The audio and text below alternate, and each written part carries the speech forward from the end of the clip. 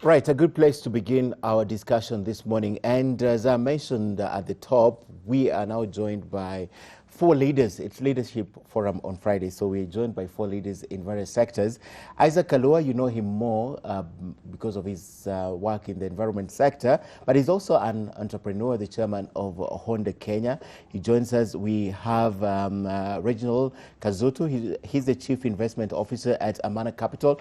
Then we have Chris Dies, who is the group director at Bidco. And finally, we have Felix Wukiaga, who is the CEO for the Kenya Association of Manufacturers. Ladies and gentlemen, welcome and good morning to all of you. Morning. Is it a bright morning? Because I don't know if you guys are hustlers also, but looking at this budget, the budget is said to have raided the hustlers. So I'd like to hear from you. What was the mischief behind this? Why would the CS suddenly decide? I know at the back of his mind he's saying, let me increase the tax bracket. But why would he do that? What informed this? Let me begin with Isaac. A hustler, yes. And specifically when we talk about border borders, Ken, it's a good move, what I would say, from the face of it. The fact that you are looking at ensuring that passengers are safe and maybe trying even to reduce the medical bill of the government in one way or another. But let's look at the sector of border first and foremost. Number one, we have 600,000 border riders in the country. These are direct employment opportunities that are already in place. Number two, they transport at least 3 people in every hour. So you're talking of 21.6 million Kenyans who are using border on a daily basis, or rather 21.6 million rides. And therefore, you understand, and I appreciate the fact that the minister reiterated the importance of the sector in the transport sector, and therefore it's a good idea. But let's look at how you would have approached this one, even though the move is very good. The first one is the use of helmets, even as a regulation, because the regulation was in place and it should have been followed and adhered to, and therefore you can first and foremost ensure does the regulation, is it being followed? Are people putting on the helmets? Only 5% of these people manage to put on helmets on a daily basis on the ride. So that would have reduced. Secondly, the insurance sector had already and is already working on insuring the border riders to the level that they are safe, to the level that they are now insured for their medical and their family level. And therefore you say, okay, this is an industry, 600,000 people. They each support not less than 8 people, according to a recent study by Motorcycle Assemblers Association. So you're looking at millions of Kenyans who are being supported by this industry. And therefore, we hope that with the good intention as it may, that the insurance industry is not going to take advantage of these riders in a way that it becomes too expensive. You remember initially when only 10,000 shillings was added in as an excise duty, it almost killed the industry. And you don't want to interrupt an industry that is helping the sector to such great levels. So yes, in one way or another, it has interfered. But again, the intention, the spirit of the statement by the minister is welcome. But again, up to what level is it going to interfere? I think the implementation is what it may make a difference. Okay, the implementation. Let me talk to you about the hustler also. Okay. Yes. Hustler budget, and don't just look at it in terms of how he's looked at it. Look at it broadly. Go to the watchmen, the gardeners, you know. Look at it broadly. Okay. I think a statement that says desperate times call for desperate measures. Okay. He has to raid whoever he has to raid because of running a continuous deficit for the last 6-7 years. Most of the times they'll tell you deficit to GDP has gone down from 10%, is now 3%. To me, that's hogwash. The real deficit you need to look at is revenue versus expenditure. Okay. On average, we've been spending 1.6 times more than what we earn in revenue. Creating, actually, that means he has to find funding for around 35% to 40% on every budget cycle. Okay. So when you start running a deficit budget or deficit financing type of fiscal policy, and your borrowing channels are not that open, you have to start increasing taxes. So when you're doing deficit financing, only two things that you can do: borrow or increase taxes. So he has to go to everywhere he can try and get taxes from. And that's why now he's including catering, security guards, and all those things. Okay. The effect of that is actually contrary to what he's trying to do in his fiscal policy. The role of a fiscal policy, especially an expansionary one like what the government is doing in the last 5 years, is to spur aggregate demand in the economy. That means to create employment and create demand that will push the manufacturing sector and other sectors to increase output, employ more people, and the like. But you cannot have an expansionary monetary policy and also increasing taxes at the same time. It's like pressing on an accelerator and a brake at the same of a car. The car makes noise, but it's going nowhere. But let me take you back from where you began before Yes. you conclude. You said desperate times call for desperate measures. But if you look at how much money he's going to raise out of this, it's about 37 billion shillings only. Yes. I don't think desperate times become desperate measures. But it's not addressing that. Especially when a whole cabinet secretary for treasury on a big day like budget comes to tell us that he wants borders to increase insurance. As in, you could have sent us an email. What's the job of NTSA? NTSA could have made that pronouncement without it having to be, as I'm saying, desperate times. He has to start looking for things to do. Because the truth of the matter is that the economy is not doing well and has not been doing well. Okay. And if we start from there, you will then now realize that he has to try and include all these people to generate tax. But one thing that is not keeping in mind, I might enlist 19 million people to get pins for PAYE. But if they don't have jobs, they're not going to generate income. And if there's no income, there is no PAYE. Okay. So even the catering, the security, whatever, it's going to make it more expensive for companies to have security. Because there's no money increasing in their pockets. Exactly. Yeah. So you've widened, but you see revenue will still remain low. But the person now who suffers is the normal Mwanawiji. If the insurance thing for borders goes ahead, that means transport costs go ahead. Yes. Companies they have to pass the cost. Yeah, companies' security bill is going to go up. What will happen? They will pass the cost in their products. Then you start having ripple effect into inflation. All right. And we suffer more. All right. Mr. Mijungu on the same thing, but he's in a catch-22 situation because he's the same guy who's told us more often than not that the economy is performing well. So I think he's in a catch-22 situation. Yes. All right, Mr. Mijungu. I think for me, I would focus on two key issues around the alcohol industry.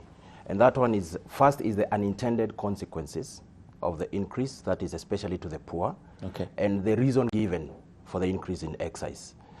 See, what happened is that there was a provision already in the law that alcohol excise increase would be reflecting the inflation, annual inflation. So which would peg last year was at 5%, so we were expecting it to be around 5% again, which we also felt was quite high. But if you look at the unintended consequences, is that the lower segment of the market, which the alcohol industry has a very dual sector. There's the formal and the informal. And a move on one of the areas, either the informal, affects the other significantly. So if you look at, once we increase excise by a whole 30 shillings on a 240, on a 1 liter spirit. It's 24 shillings. No, 242 per liter now. Okay. Yeah, for spirit it's about 242 shillings per liter. The effect is on the common 190 who cannot afford. But the argument is luxury. Well, it's not necessarily so. Alcohol, it's luxury, yes, but it affects the illicit. The consequences is that there's going to be proliferation of illicit brews. Because if you hit the formal sector, the illicit grows. The other one. Yeah, the and the people who are looking for the cheap options are those who are in the informal sectors. Not the person who can afford a 5,000 bottle of whiskey, but it's that person who is looking for a cheap option. So the unintended consequences is that now you get other costs, unattended costs, unintended costs, health costs, death as a result of consumption. So at the end of the day, the government still goes to and spends a lot of money on, now the consequences that have come as a result of it. But I can deflect that argument and say the people who consume the cheap liquor will still consume the cheap liquor even when liquor was where it was. They still consume the cheap liquor, so nothing changes. Yeah, but I think that the issue is more of the control. You see, there's been a lot of fight jointly between industry and government against, illicit and counterfeits. So when the provisions of pricing as a result of excise go against the industry, so you end up losing now the battle against counterfeit, because fight against illicit is a continuous exercise. Okay. So there has to be support from, government and industry on so the same. You feel this is not going to help in the fight at all? Of course. Okay. Phyllis, still the same thing on the hustler's budget, the fact that he seemed to have raided uncharted waters. It's never happened before. Thanks, Ken. I think CS Rotich was between a rock and a hard place. If you look at his budget, first of all, it's a deficit budget, 607 billion in terms of what he'll have to borrow into the budget. KRA revenue, they're expected to collect 2.1 trillion. The collections by KRA have not been meeting the target all this time. So I think for what 7 they're years trying straight. For 7 years straight. Yes. I think this year we're at maybe 1.3, 1.4 trillion, yet I think the budget was maybe 1.8. So for him to be able to do that, the tax burden currently in Kenya is borne by 3 million Kenyans for over 45 million other Kenyans. So for him, I think what he's trying to look at is how do I expand, how do I widen the tax bracket? But the unintended consequences have been mentioned, because at the end of the day, you need money in the pocket of Kenyans for them to be able to spend, for us to stimulate production. So it's a catch-22. But the reality is we cannot continue having 3 million Kenyans bearing the tax burden for 45. That one is a bit of a stretch. Okay. But what I've seen on the other side is the budget is also trying to address the issues of competitiveness. A number of the measures that were put in place, some of them are really to see how we can increase and improve competitiveness in the manufacturing sector, which is one of the priorities under the Vision 2030. So I'll just touch on a few of them, which we think are really trying to stimulate and improve competitiveness, and then the multiplier effect would then be more jobs and people are then able to pay taxes. So things like the issue of IDF, we saw a reduction. This is something that we've been talking about, that IDF does feed into the input costs in the sector. Then money in the economy. If you've been listening to conversations, there's a lot of disquiet about the fact that there are a lot of pending bills. There's also a lot of refunds, whether it's a VAT refunds, those that are arising out of the withholding VAT, those that are arising out of export. And two things happen there. The formula that has been used for the last 2 years on VAT when people are exporting has been reversed. That formula has actually led to an accumulation of a lot of VAT refunds. Okay. So that's positive. The withholding VAT also has been reduced from 6 to 2%. With the 6% rate, the credits were also accumulating. I think they had gotten to 100 billion. So that means we're locking out a lot of money from the economy, from the productive economy, and people were having to go and borrow from banks some of that money. Then the issue of reducing the payment days to 60 days for government and coming up with a prompt payment regulation, especially for the retail sector. He mentioned the fact that the Competition Act is going to be amended to ensure that the buyer power is not abused. That means that suppliers will be paid in time. So basically some of those things are just trying to see how do we get more money into the economy. The Buy Kenya, Build Kenya is really about then how do we promote local industries. Okay. If we are buying from local industries, we are then keeping our jobs here as opposed to exporting them. So I'm seeing a lot of trying to stimulate local production, local value addition, which is positive. My challenge is we can't keep having a deficit budget where the recurrent expenditure is taking a huge chunk of the budget, and what is going even into the big four is just about 400 billion. So we still need to deal with our expense and reduce the deficit as much as possible. I have a lot to discuss, but we have a few minutes on the clock, and I'd like to open up a discussion on the deficit budget. The reason why we have to keep on increasing our budget year in, year out bothers me a lot, because, again, the fact that there's a lot of money that is lost, right, from the budget, because even as we draw the budget, I was told here by members of parliament themselves that a lot of those provisions that were put in are going into individuals' pocket. People plan their corruption ahead within the budget. So I'd like to know, and I'll begin with Isaac again, but the discussion is open. Why must we run a deficit budget? Each year we have to increase it. Why must we do this every year? Ken, I think one of the things that we need, excuse me, to look at and appreciate, we need to look at, first of all, the bigger picture of the budget. First of all, a budget of a country is created to ensure that the fiscal targets are done and set, and accordingly leveling the same to the costs that are foregoing. The second one is to formulate policies which come out very clear in this budget. The third one also is to ensure the resources are allocated according to the policies and the fiscal targets. The fourth and most important one is what is now a challenge and has been a challenge for the last 6 or 7 years. And this is where we address operational efficiencies, which has been a challenge. And we need to ask ourselves, what has been going wrong? Okay. And first of all, I want to give hope to the hustler, as you put it. There is where the money is hidden. There are jobs hidden in this budget, if you want to look at it keenly. So it's not like it is lost. It is not like the border guy is gone. It's not like, this is not the situation.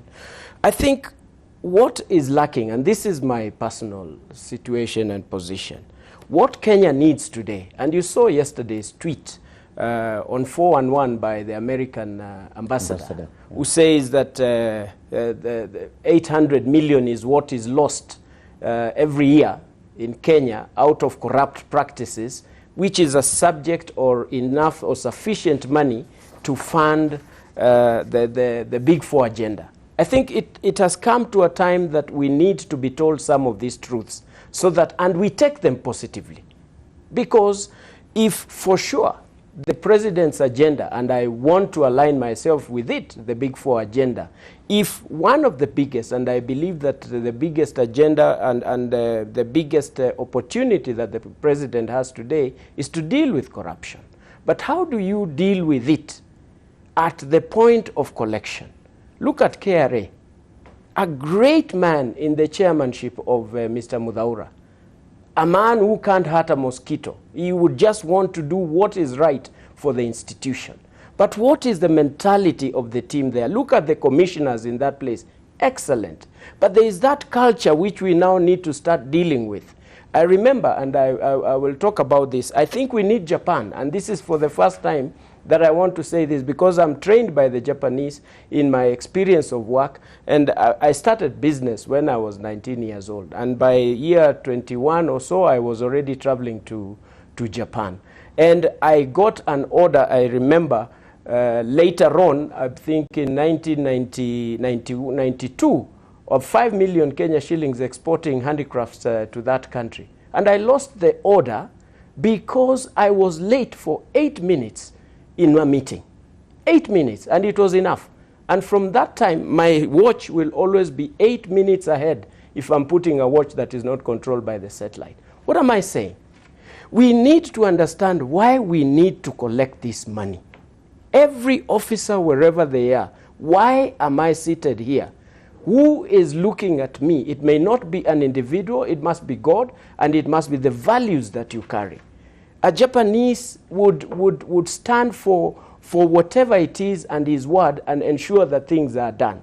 In fact, Ken, I dare say that out of my experience with this country, I realized that we only have two types of people in the world, the Japanese and everybody else. Okay. Their word is their bond. Right. And we need, to the level that if a police officer does something wrong, the head of the police would resign. Resign immediately. Or even causing death at this point. Okay. When are we supposed to do this? What is the role of the church? Because if we start dealing with these things, then we will be able to raise an issue that we are not paying taxes. Who is not paying taxes? It's me and you. All right. We are the ones who are avoiding this. Are we helping KRA to raise this? Are we doing what is right so that, or are we encouraging the opposite direction of all this? So I suggest that we need a Japan in terms of our morals. And the more we put these efforts, the better for our country. All right. I wanted to have this discussion with everyone on a deficit budget. So we take a short break. We'll be back in about 4 minutes to discuss, and I'll give you each an opportunity to weigh in just on why we must run a deficit government each year, budget each year, and it's 800 billion, not 800 million shillings that is lost each year in terms of corruption. So I'm coming back to weigh in on that, and I'll give each of you an opportunity. All right, time now for a short break on AM Live. We'll be back.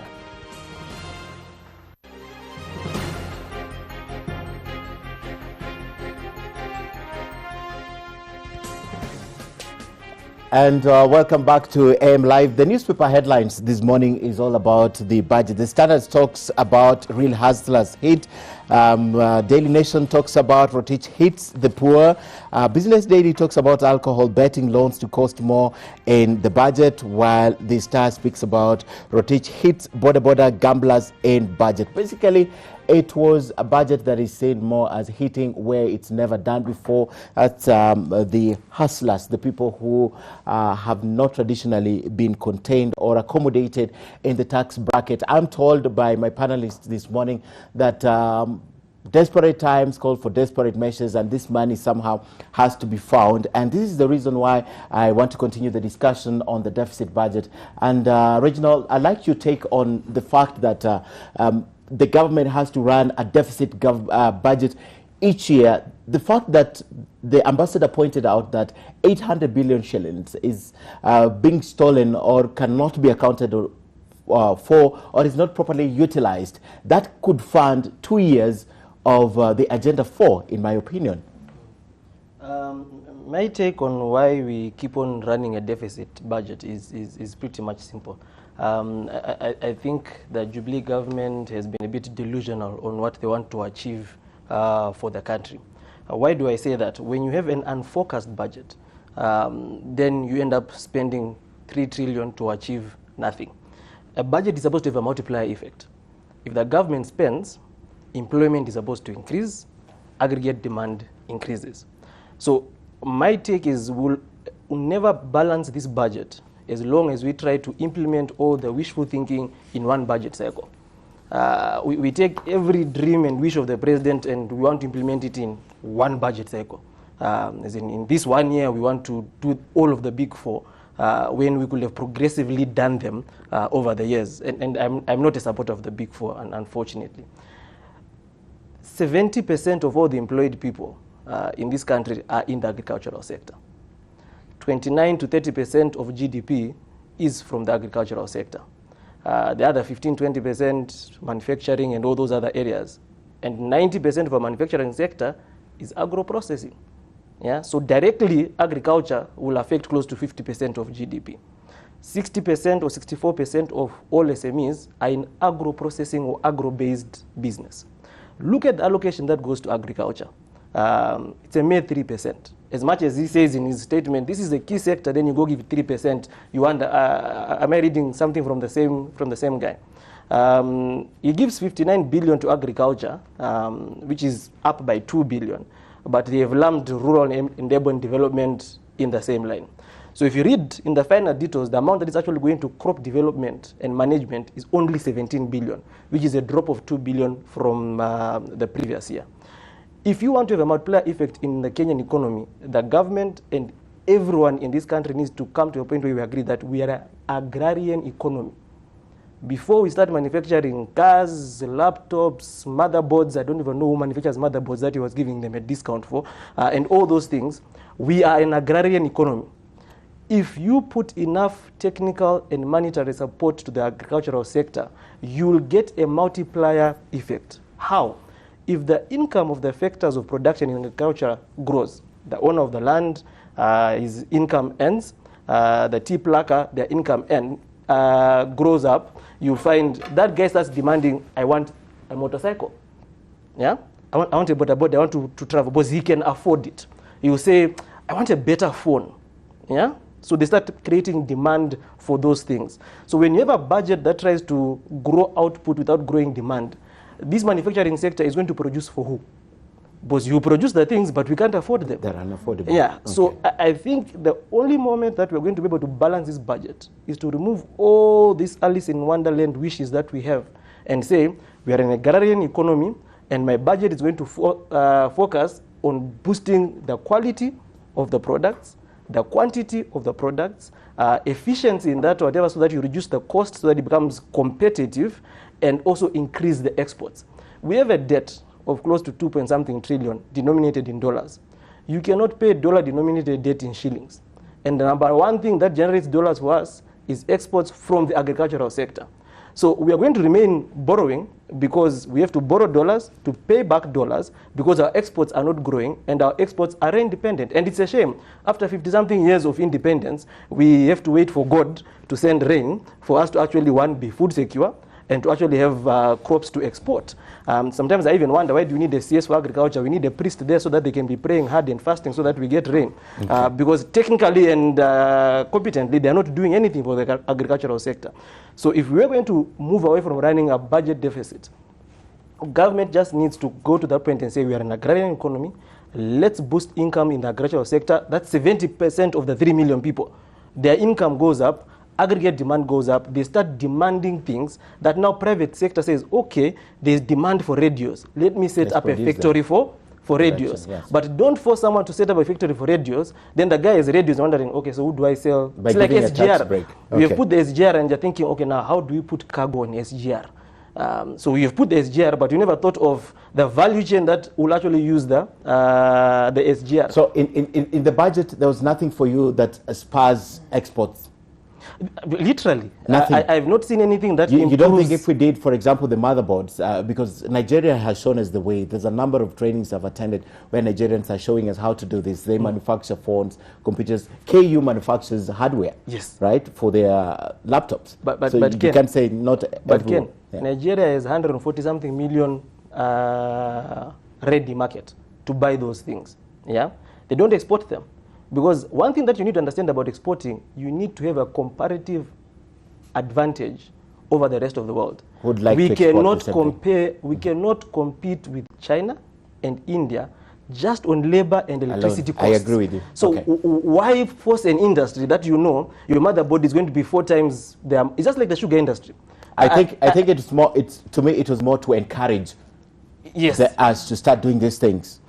Yeah, but you need to create demand for them before you create a product. You don't produce a cup and say, I have a cup. Now let me find a market for it. Let me start finding a market. Okay. And that's where the problem comes from. So let's focus on agriculture, agree with an agricultural economy. Let's grow agriculture in terms of technology, mechanization, and everything. And you'll start having ripple effect because you'll create demand for everything else. So that when you create a phone, you're looking for a market for your phone here. You have people that, I have 3 million people who can buy my phone. They don't need to buy Samsung or iPhone. But what we're trying to do is climb the tree from the top. I'd like to know about, because what he's talking about is very interesting, but I'll come to you because, Isaac, I'd like to know how many of your motorcycles assembled from Honda, assembled locally, are sold locally as opposed to the ones that are imported, or you close that market? I know there's a competitor in Kibo also. How much do they sell in those? But you can't speak for Kibo, obviously. But I just want to know that. But let me speak to Gordon. Yes. Gordon, do you think it's time we plan, just the same way I plan in my house, I budget and I ensure if I have 50,000 shillings, I budget within the 50,000 shillings. Do you think it's practical when it comes to national government?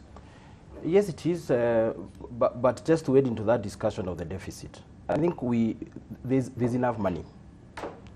And talking from a sector point, alcohol industry contributes, is the largest excise contributor with in excess or thereabout of 100 billion annually. But that is only 52% of the industry. The formal versus the informal represent about 52 to 48%.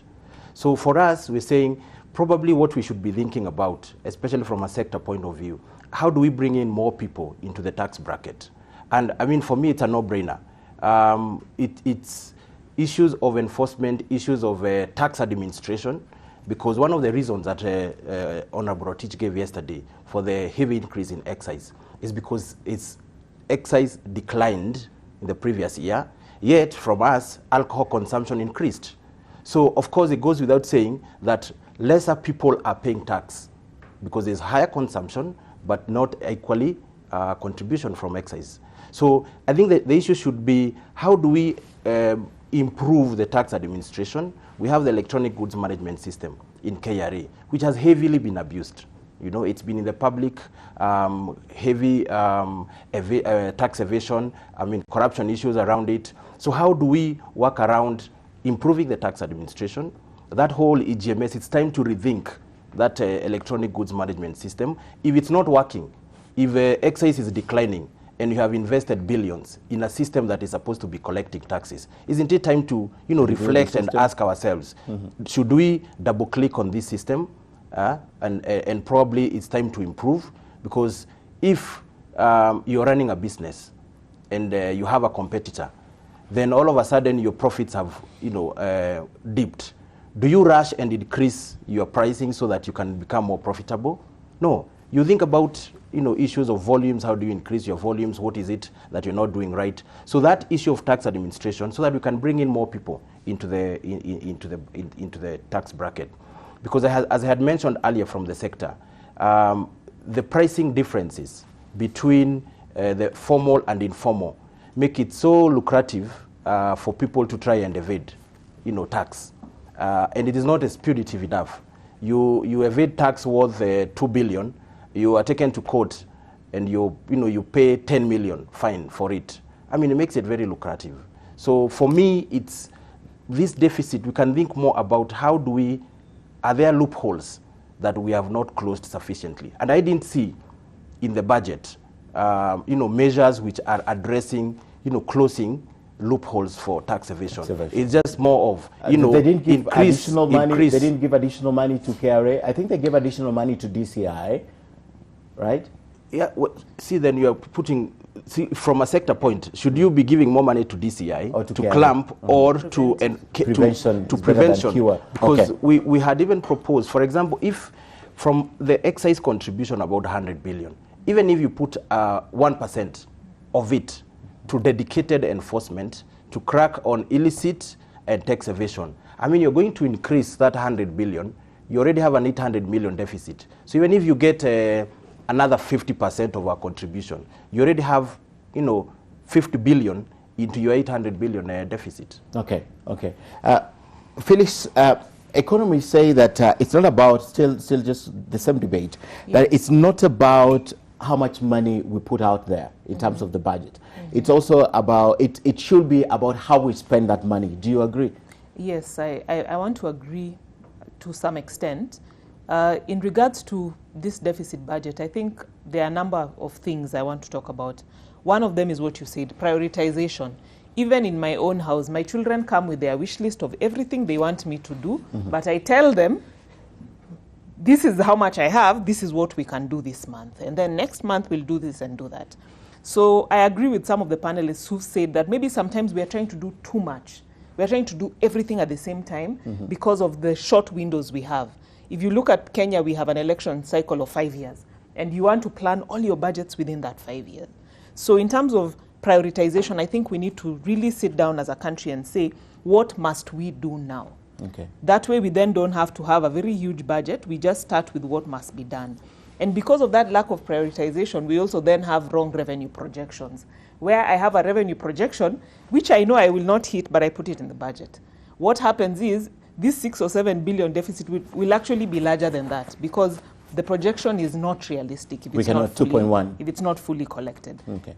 And then the other thing is the corruption, which everyone has talked about, the leakages in the budget. So you'll budget all those things, but if 800 billion, as you said, is going into corruption or not having its intended benefits, that's a big concern.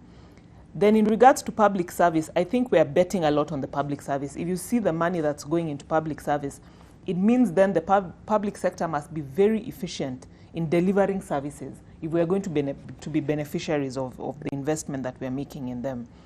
I just wanted to weigh in on the issue of agriculture. I agree that the agricultural sector is a priority sector.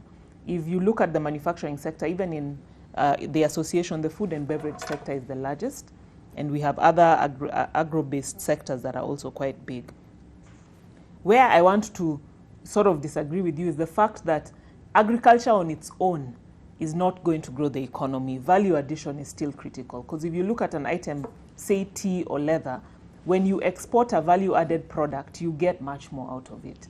So I think as we grow agriculture, which I fully support, I didn't see some measures in the budget around VAT that we've been raising on some of the agrochemicals and pesticides, because they're having an impact in terms of the farmers.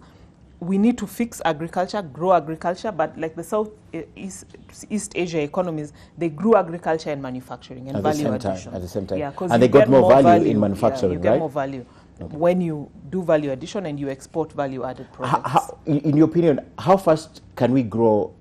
Where should we put our money? Agriculture or manufacturing? Both. Both at the same time. It's impractical. We have known it's not going to happen. So if we were to do it, which one would you pick if you were to go for the most achievable?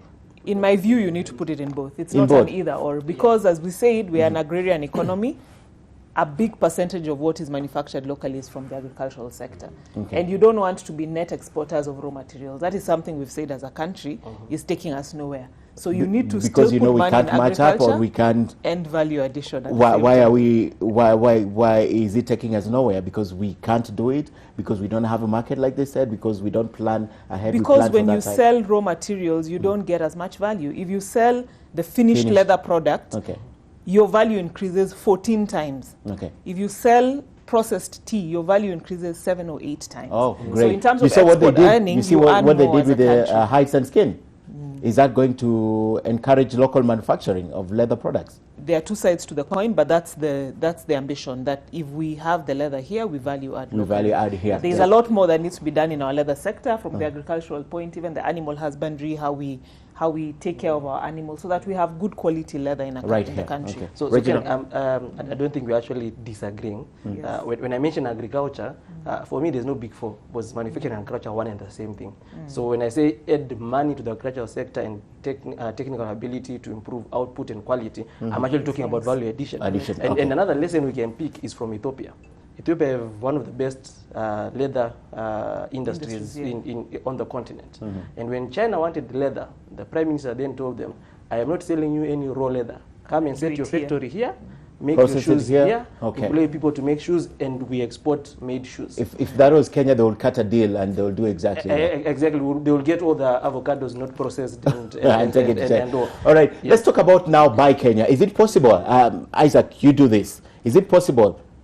Yes. And to what percentage will Kenyans want to buy Kenya? I know once we cross that class, we'll always want to import. You're talking about even thinking of assembling Honda here. But will we want to buy Honda at that time? Thank you. And allow me, even before I get into that, allow me to, first of all, Kenyans, we fear figures. When you hear 3-point-something trillion budget, it's so scaring. And then others are capitalizing in it. There's a huge debt. And then we are forgetting a few things, even as we deal with this. There is a population issue that comes into play. When I was born a few years ago, Ken, we were 10 million people in the country. Today we have 50 million people. In about 2003 or 2004, the budget was at about 240 billion. Going on to maybe 2010, 2011, the budget was at about 977 million. It has gone all the way. 2013, I think it was at about 1.54 trillion.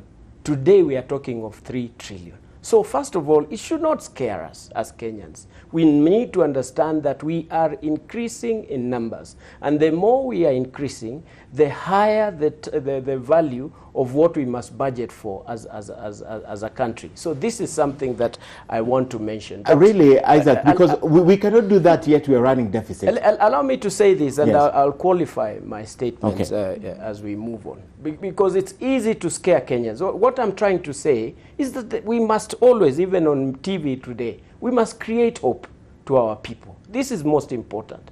The intention of a government is to ensure that there is continuity in this process. And this is not anything that we can argue about. When I earlier talked about Japan and the entire of the world, it's only because of true principles. There is governments are organized or governed by a rule of law. Everybody else follows the rule of law. It depends on your level of adhering to that. The Japanese will go beyond the rule of law and do something extraordinary. Look at what you're talking about now. We need to put it on the one village, one product perspective. If we ever even organized our communities in such a manner and then create a market. When you talk about the manufacturing, and I'm glad you have talked about the industry, and it needs to be involved with the private sector in this level. Let me talk about my own product, Honda. I'm producing motorcycles, I'm producing water pumps now, and with all this total investment by our team, going close to about 1.6 billion Kenya shillings, having invested and employed so many people, going ahead to start using local components in our production so that there are parts out of the motorcycles that are produced locally, you find that there is no advantage. I get the same tax advantage with anyone else who is doing assembly under the trees. And unknown to you, I have the authority to speak on behalf of Kibo and every other assembler in the country because I'm the chair of motorcycle assembly, and also in KAM I head the sector of motorcycle assembly. We have a company like TVS. They are ready producing and using local components and ready to do that. The only question they ask, where is the advantage? We have auto industries who make Bajaj. They are asking, where is the advantage of doing this? Everybody asking about even a company like Skygo in Makindu. They have started producing their own parts. But there is no tax advantage at all. And what this means, Ken, is that we are importing 290 or 260 parts to Kenya to make a motorbike. So we are actually causing employment for people in China, for people in India, for people elsewhere. Whereas if only we adopted the regulations that are already in place and adopted by the industry in itself, within 2 months or 3 months, we have 4,000 jobs. Okay. This is not rocket science. And it's possible to be done. It is possible. Then why is it not being done? Yeah, well, these are the questions. Maybe I haven't read enough of the budget for me to see that this is happening. So Believe me, you would have picked it. Believe me, you would have picked it. Even though it's an advantage for you there, you would have picked it straight on. There are things that are hidden in there. But again, you also go into the next level. Why would the government of Kenya go and buy motorcycles for its own government and its own people from people who have invested zero in this country? It's painful. That's exactly where my question was focused. Yes. That was exactly where it's focused, because what percentages will we agree to receive local? Look at Mobius, for example. Yes. How many Mobius do I see on the road? I think I've been seeing one Mobius for the last 1 year, and they're done here. I want to imagine, because we have great minds in that ministry, in the Minister Munya and in Madam Betty, who has been part of KAM, I'm sure that they may be working on something which we are going to see. If we don't see it, then it's going to be foolhardy, because it will not be supporting the industrial sector. There are quick wins in the motorcycle. Don't interfere, don't interrupt in an industry that is employing 600,000 people and supporting 4.8 million Kenyans, because every border rider is supports about 8 people. So these are some of the things that maybe the budget will unveil, and if it has not, I am sure there is a great opportunity within the statement that was read to adapt some of these things so that the actual Buy Kenya, Build Kenya is practically felt. Reginald? I just want to disagree on budget population. There are people who are watching. There is no economic truth in that a budget is to increase because population is increasing. We are not running a welfare economy or welfare country where you say because 2 more people are born, so the amount that we have to give out, we have to cater for the 2. So there's no economic truth in that. For the risk of sounding unpatriotic, as much as we want to do buy Kenya, build Kenya, we need to do it from a realistic point of view. Let me give an example. Our sugar industry will never be competitive no matter how many billions that you give to Mumias and all those sugar companies. In economics, we have two things that are at play. You have resources, yeah, which are scarce, which need to go to the most productive side of the economy or the most productive area where we are competitive. If it is cheaper for us to get sugar from Uganda by more than 50–60%, yeah, for all purposes and intent, get your sugar from Uganda. Use that land that is scarce in Mumuya's Western and something to grow something that we are competitive at. You have Ilri, Kari, let them analyze the soil and say what can grow on this soil and what can we do it more competitively. Yeah? Because there's no point of forcing to say, no, we want to buy Mumia's sugar. But when I go to a store as an individual, as much as I want to do buy Kenya, build Kenya, there's Mumia's sugar here for 50 and there is sugar here for 5 bob. As a normal economic being, I'm going to get the same utility from these two sugars. I will buy the sugar for 5. Mm-hmm. Yeah. So if we are going to make spare parts for motorbikes, and if we are making them cheaper from anywhere else, for all in purposes and tents, let the government support that industry, put technical or whatever, because it is beneficial. But if we are not able to be competitive in what we are trying to make, we are better off using those resources in an area that we are actually competitive. I'll give you an example. Go to Spain. Spain realized they have good architecture, they are good in sports. They are not going to try and make cars and all that stuff. They've built stadiums, pumped in money in sport. The amount of money people they make from sports tourism, guys who just want to watch Real Madrid play live or Barcelona play live, is more than what we get from all the visitors that come to Mombasa or Kenya in 1 year, because they are focused in that area. They are not trying to be jacks of all trades. But truth be said, yes, there's Mobis. But by the time Mobis can reach the level of Mercedes, they are light years away in terms of technology. They're literally. And if you have money, I can't force you to buy a Mobis, and you can afford the Mercedes-Benz. And the comfort it comes with it, or you can afford a Toyota, which is produced much cheaper, better quality, more safer. So we need to sit as a country and say, what are we good at? Okay. And we channel our resources to exactly what we are good at. And which brings me to another point of devolution. We rushed into devolution because of political expediencies without thinking of the economical consequences of devolution. Now we have a budget that is forced to distribute equitably to the counties. But have you actually sat and thought, what is Nakuru good at? What needs to be sent to Nakuru to boost Nakuru to help the whole nation? So we thought politically, we didn't think economically when it comes to devolution. Okay. And that's why senators and MPs are fighting. But senators are saying, no, you need to give my county more. You know, because that's why we put devolution, but not thinking of the economic side of it. What is Turkana good at? Because the purpose of a budget is to get the savings that have been accumulated, whether voluntarily or by forced by taxation, and distribute them to the most productive elements of the economy that will benefit everyone. Okay. And so that I'm not crucified for not sounding patriotic, but the technocrats, the big minds that you have in these ministries, needs to sit down and say, what are we actually good at? Okay. What can we produce better than Uganda? I'll give one example as I conclude. We have the benefit of data from the port of Mombasa of what our neighbors who use Mombasa import. Yeah. So if Uganda import a lot of ball bearings, for example, why not now say, let's set up a factory targeted to produce the country? That's now when you're thinking of trying to be comparatively advantaged. But we cannot be America. Now these luxuries, the alcohol, even if you put excess duty, people think, 34 shillings, we can afford it, you know. But we are trying to be a jack of all trades. Jack of all trades. I get you. Go on. Yeah, I think it's a network of interrelated interventions. As Phyllis raised, we have to spur production of local material. We have to support manufacturing, because I think the whole Buy Kenya has to emanate from the whole, local production.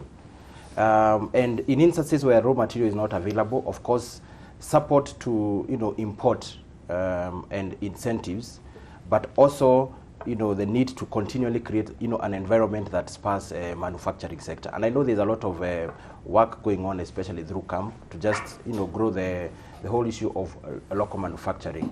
But can we buy Kenya? Yes. Are consumers buying Kenya? They are. But of course, pricing is a big component. And for you to achieve, that target pricing which is competitive, there's a whole, background of activities that have to emanate from, from manufacturing, from the whole issue of raw material. So for me, it's a journey. It's achievable, and I don't even think the Buy Kenya is more of on a consumer issue. It's really much a regulatory framework, tax incentives, and growing the whole manufacturing sector. Okay, so it's possible, but all right. Phyllis, is it possible just to concentrate on Buy Kenya and build it? It is possible, and it's our patriotic duty, because we are walking around. I get very many CVs in a day, and many of us have no jobs in the country. But where will these jobs come from if we are not supporting our own local products? I was looking at the government import bill. It has risen fivefold, from 9 billion in 2013 to 52.2 billion. And the statistics say that those things being imported include furniture, textiles, paper products, and other things like that. We have SMEs that are manufacturing these products. If we were buying from them, how much would we stimulate in terms of job creation? So public procurement especially, even under WTO, public procurement, because you're using taxpayers' money, you can prioritize local products. You see the Buy America, whether it's South Korea, people prioritize their local products. And the reason is because you're paying with taxpayers' money. It is true that we need to be competitive, and that's why a number of the measures in this budget are trying to see how do we address the issue of competitiveness. But I really saw a lot of positive input from the budget, where CS Rotich is looking at having a catalogue of locally manufactured products, because we are not starting with what we don't have. We won't say buy from Kenya what doesn't exist. But if we are producing furniture, if we are producing tissue paper, if we are producing motor vehicles, motorcycles, we need to buy from local industry. And what that does, it stimulates investors also to come into the country, because they know they have a market. So it's something we need to do. The other thing we need to fix is our mindset also as Kenyans. The fact that sometimes we think that we have to import. What you said, Ken, that when I reach a certain level in society, I want to buy from other countries in order for me to feel like I'm self-actualized. I think that's a mindset shift. When you walk in our supermarkets, there's a lot of products that are made in Kenya that are good quality, that are being exported around the world, that are competing with these international brands. So we need to support local products and support job creation. Otherwise, we're exporting our jobs, which is not beneficial to the country. Okay. Let's now talk about austerity. And this is one thing that has been captured in the subsequent budget. I'll go as far back as when President Kenyatta was the Minister for Finance. And he made that announcement, and everyone was excited about it, the high-capacity motor vehicles, you remember. Subsequently, we've had a lot of motions on austerity, but we go back on our word all the time. All the time we go back on our word, including this time. They've made a lot of, Gordon, you're speaking about it. I think it was Kalua, the cards that are now proposing. Yeah. It's impracticable. It's not going to happen. But each year they have to give us hope. And Isaac says that you have to give Kenyans hope. But do you see any substance coming out of that move for austerity?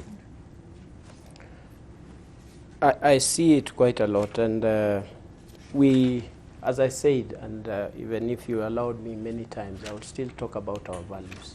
I think that is where we must deal with, because the intention of the budget, the spirit of what statement was released is very fine. But then how we deal with the implementation, there is no reason why we went down to buy smaller cars and then we are back into bigger cars.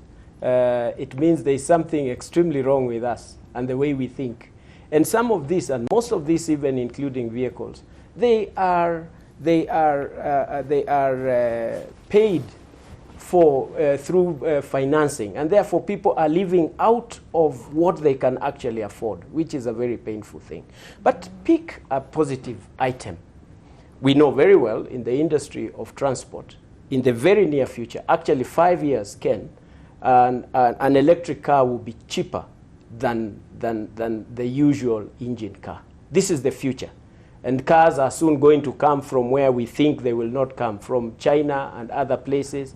The big companies I know, like Honda, we are doing electric cars. And what has the budget done?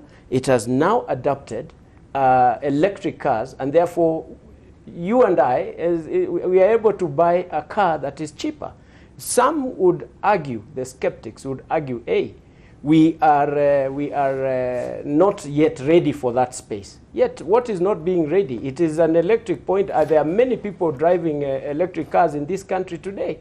So, can the country and the government even move further? I don't think they're electric cars. I think you're talking about hybrid cars. No. I'm talking about electric cars. Yes, there are many in this country. We even have there is even a group that has come together. The one in Westlands? Yes, I have seen, but it's quite a few. If you say many... Well, I'm saying they are there. They are there, and yes. I am saying that this is the future. Yes. And I am saying, and I repeat, in 5 years, an electric car will be cheaper than the normal car. Don't you think we should start here, Isaac? Let me put my point through.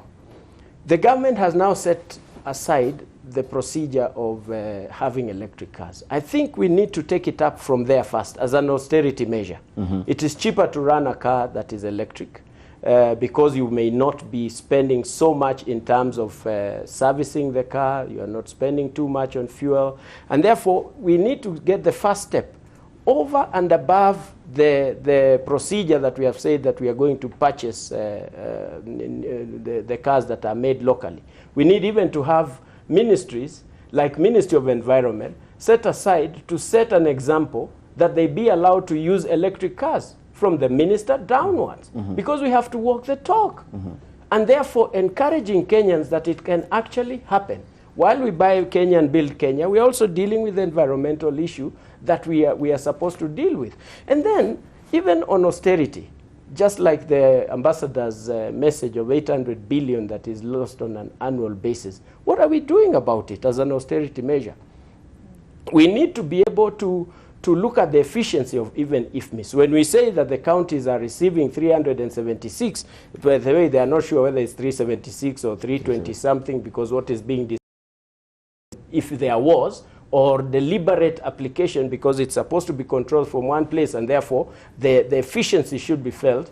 Because, Ken, if today you slaughter an animal that is edible, that is the size of an elephant in Nairobi, no, because there will be money at the end of it to start dealing with it. So we need to move into this level and follow the rule of law to the level that is expected. There is no need to go and come back in all this. And I suggest that the president should actually, I suggest to him that he needs to lead by example. When he was a minister for finance, he brought out that rule. There is what we must protect, the figure and the face of the presidency as an icon of power.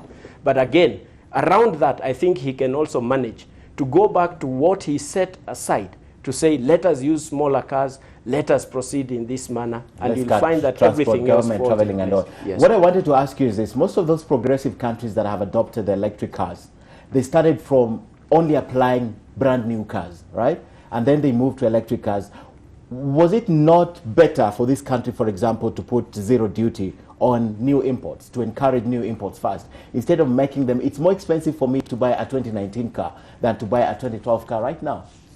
Wouldn't you think that was just in a short answer? Wouldn't you think that's where we should start as a country? Because even if we're looking at efficiency and conserving the environment, newer cars are better than old cars. Don't you think we should have begun there before we start thinking of these electric cars? Ken, if you are traveling to Mombasa today, and you know that you will be exposed to so much danger on the road, you might sleep while you're driving for all those 6 hours, and you have an option of going down by SGR.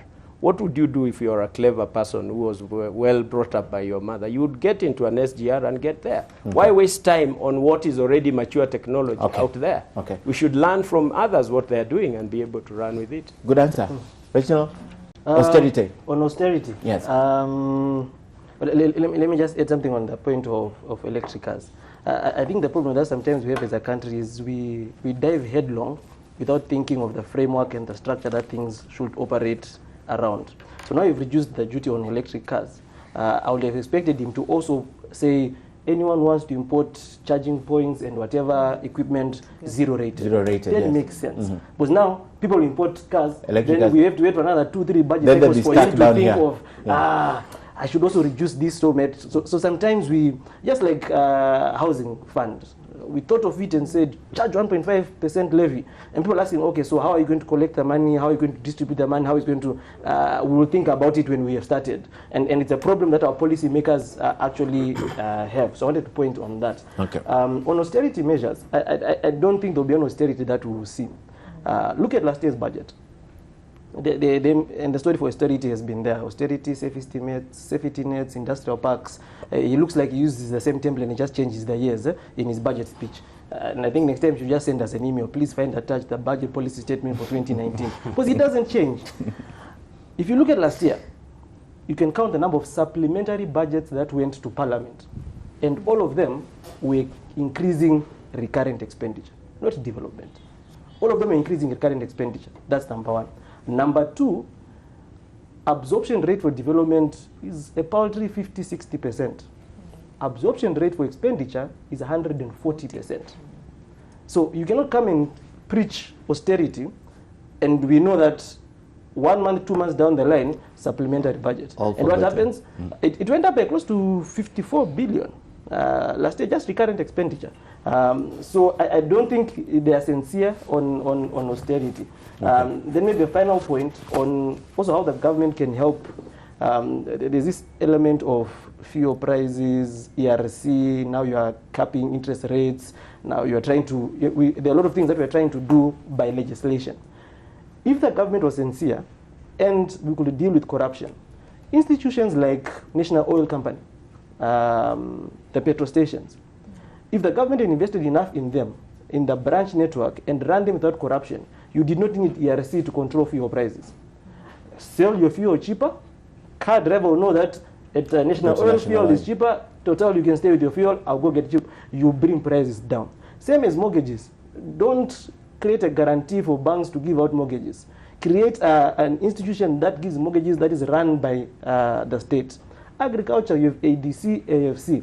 90% majority of the people that are beneficiaries of ADC and AFC are politicians, and that's why every election cycle the president says, I have waived off all the debts, I have waived off all the debts.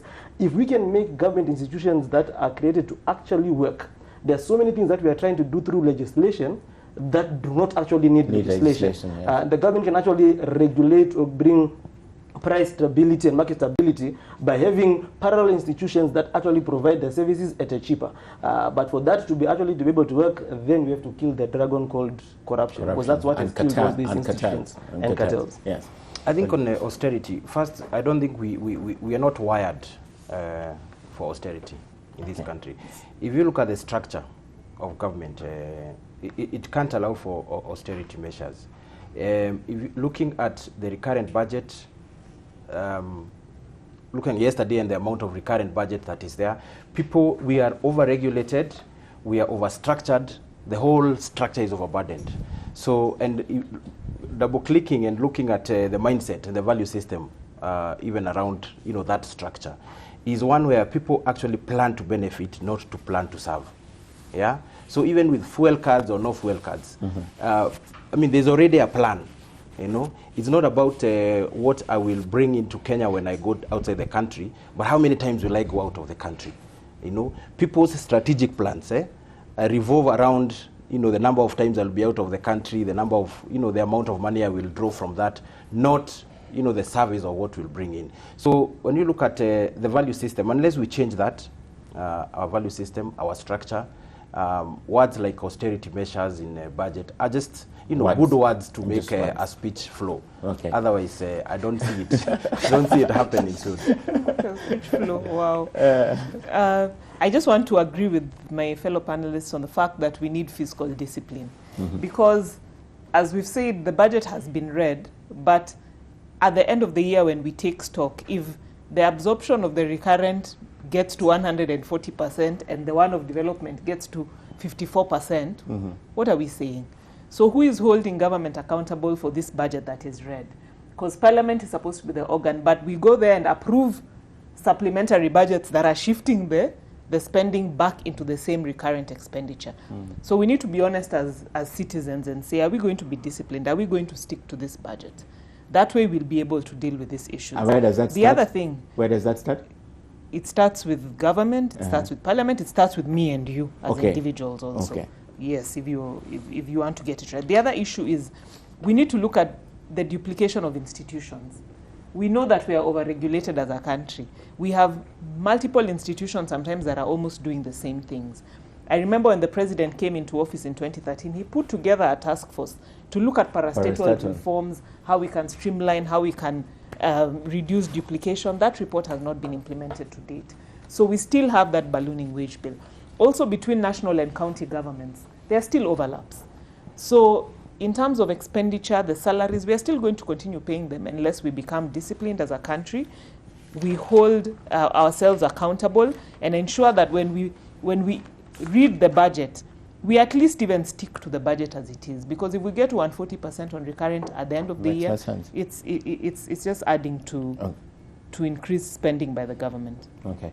All right. I'm just, now that you mentioned that duplication of responsibilities, because we have a few minutes on the clock, and I wanted to give you each 2 minutes to talk about what captured your attention in the budget, and if you think it's achievable, and what perhaps we missed. I didn't see an overall, or it doesn't reflect in my mind the overall allocation to the health sector. Anyone captured it?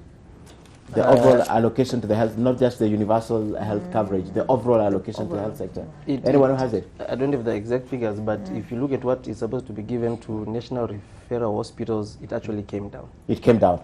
All right, so I begin with you again, Isaac. We have a few minutes, just about 2 minutes to tell us what you think hit home and what we missed that perhaps we should have concentrated on and you'd like to see more.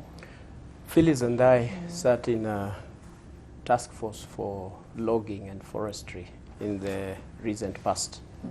And one of the recommendations to increase our forest cover in the country was that we requested, just for a short time, that imported timber be reduced so that we can have that lack of competition between the local and the international as we grow this. So I think this was a good win to see that timber has been brought to a good level. I think there is just a precautionary measure that we need just not to import every timber. It needs to be known where it is coming from, because if it is being removed from wherever it is in an unsustainable manner, then it is definitely going to affect us even on the climate. The other thing, the budget is well aligned to the sustainable development goals and matters of climate change and all this, and I believe the implementation brings in quite a lot. Activity at the business level where hustlers, if there was any word like that would make sense today in its true sense and spirit, is that the issue of procurement within government activities. And I remember capturing some figures of the minister talking about publishing and publicizing procurement. And he gave an example of, I think, 380-something entities that have been given business, and they have been, I think, 582 contracts and for 140-something billion that has been spent in this. I think this is an encouragement. The AGPO process needs to be in place, and people in these institutions, all government institutions, need to respect this, because that is going to spur activity. For me, this was a very, very big win, and I am sure and I am happy, because in the recent past I also saw a statement from the Chief of Staff talking about dealing with the issue of easing cost of doing business in Kenya, where now there is order at the Kenya Ports Authority starting at the end of this month. I think it's a cabinet decision where there will be more order. There is every responsibility, institutions like KEBS, KEFIS, KPA, KRA, where do they position themselves? Because this has been an opportunity for corruption and an opportunities for creating inefficiency, and therefore barring the foreign direct investments out there. Okay. All and above all, I think Kenya is well positioned and set. The discussions that we are having here are not held in other countries in our neighborhood, and we need to get encouraged in this process. The time value of money comes into play. Last year, what it was is not what it is today. I still insist our population is increasing, and therefore we must be able to be ready for it. But efficiency and values is what we must really work. He's taken a lot more time, but Reginald? I'll do it in a minute. I think one thing that struck me well in the budget, at least I'm looked at as a pessimist, was, and hopefully they will implement it because it's not the first time they've mentioned it, is them actually moving from a defined benefit pension arrangement as a government to a defined contribution, where even civil servants will also support their own pension liabilities. Because pension liabilities in the country, when people talk about government debt at 5.2 trillion, we need to remember we have close to $1 trillion in pension liability that the government has. So even our debt to GDP is not at 54, it's close to 70% if you put that in place. So that was a good thing. But where he fell short, because you can never grow an economy without accumulating capital. Growth or the speed of capital accumulation, which is basically savings in the economy. I do not see anything in his budget that tries to encourage Kenya from moving from a borrowing and consuming population to a population that saves more to create a pool of investments going forward. So I think he fell short on handling the structural problems of the capital markets and the retirement benefits industry. The 2 points that he mentioned was more to appease them, to say that we had your contributions, so we've mentioned you in the budget. But I think those two industries have a lot of structural difficulties that need to be actually concentrated on to support capital accumulation and formation in the economy. Okay. Yeah. I think obviously for me, from a sector, the big miss, of course, is the whole issue of the heavy increase of taxation to the alcohol industry. See, alcohol tax should be used to address social justice issues, offset external costs associated with the negative impact of alcohol.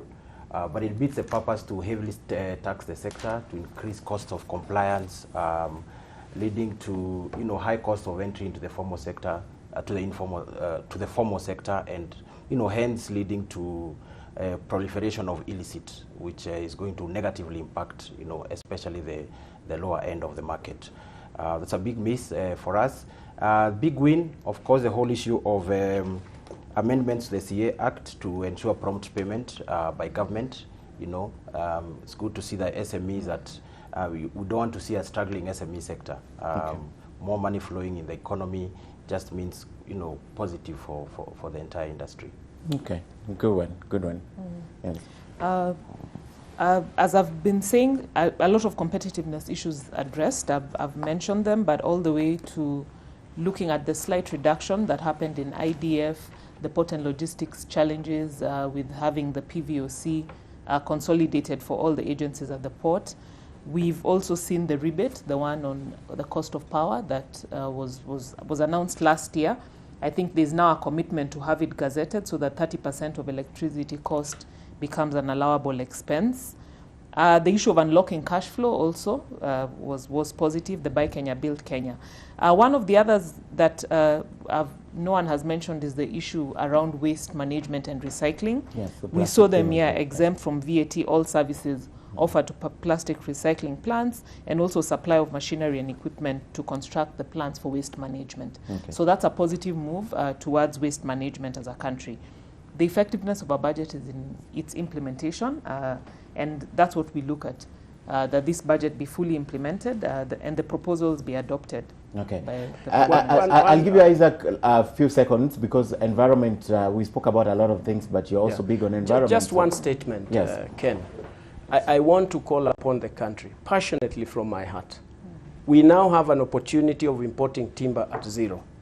We should stop, and I suggest, talking about 10% forest cover. Let us target doing 40%. It is possible. Okay. Using this opportunity, if we took it as a responsibility and not lying about it, and scientists and everyone takes responsibility. Let's move from 10%. 10% is what is in the Constitution. Let's harness this as a serious business opportunity. Let's target 40% for a start. and I believe I will be talking about it, and I believe the president can take lead. There is opportunity in bamboo production. There is opportunity in fruit farming. This is what we must anchor on, where there is value to every Kenyan wherever they are. All right, thank you very much, Isaac Kalua, Reginald Kazutu, Gordon, and of course Felix. Thank you all for coming and sharing. The budget is open, the debate starts, Parliament is going to be looking at it, and definitely you'll also be looking at it critically. And as they say, the test of this budget is in its implementation. Thank you for watching AM Live. Debal will be back next week on Monday, but coming up straight after this is Living with Us with Sharon Mundia. Stay tuned, and of course after that at 9, NTV Today begins to 11, followed by NTV Sasa. My name is Ken Mijungu. Have a great morning.